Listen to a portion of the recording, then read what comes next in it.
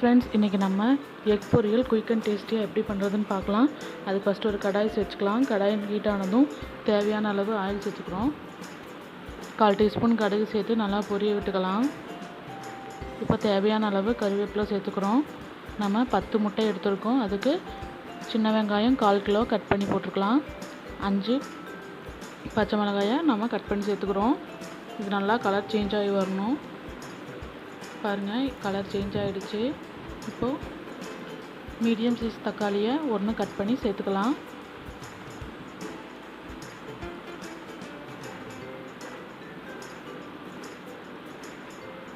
இதுக்கு தேவையான அளவு உப்பு சேர்த்துக்கிறோம். சேர்த்துட்டு மிக்ஸ் பண்ணிக்கலாம். பாருங்க நம்மளுக்கு எந்த அளவுக்கு வதங்கி வந்திருக்குன்னு.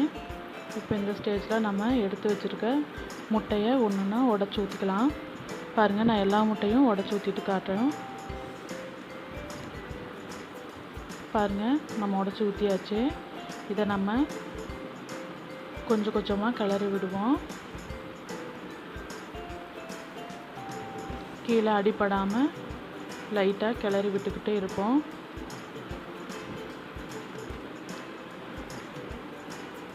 இது நல்லா ட்ரை ஆகி வரணும்.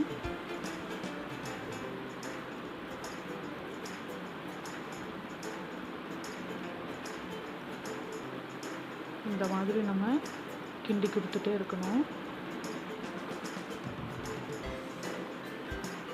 பாருங்கள் இந்த அளவுக்கு நம்மளுக்கு வந்திருக்கு. நல்லா ட்ரை ஆயிடுச்சு பாருங்கள். இந்த ஸ்டேஜில் நம்ம 1/4 டீஸ்பூன் மஞ்சள் தூள் சேர்த்துக்குவோம். 1 டீஸ்பூன் கரம் மசாலா சேர்த்துக்கலாம். சேர்த்துட்டு நல்லா மிக்ஸ் பண்ணிக்குவோம்.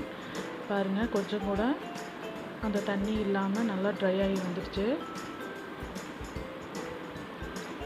ஸோ சூப்பரான எக் பொரியல் ஈஸியாக நம்மளுக்கு ரெடி ஆகிடுச்சு.